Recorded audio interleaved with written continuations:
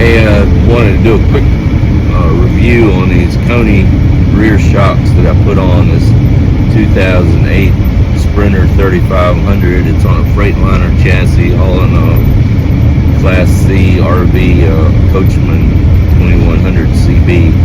But anyway, before I put these shocks on, I'm at 54,000 miles on this thing. Before I put the shocks on, I would hit a curve and it'd be like this, settling in every time a truck would pass.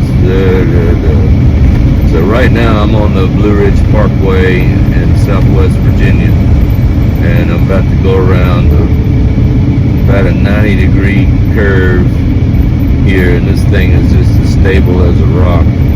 Not as fun as a motorcycle by any means, but it's just amazing. I went in there, it didn't pitch, came out, it's up straight. Here I'm getting ready to bang a right curve, and again it's just holding steady. I did not change. I looked at the recommendations to change the sway bar and those Suma listers, or those rubber lifter things underneath the frame. I didn't do any of that. I just did the shocks because I just want to see how much that alone would make a difference, and it's made a huge difference. I probably am not going to change anything else. Maybe the front struts, because they're just original and the boots are busted on them.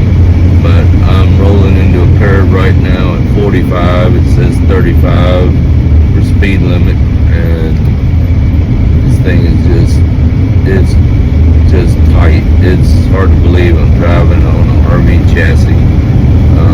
So anyway, I highly recommend those big KONI shocks on the Sprinter.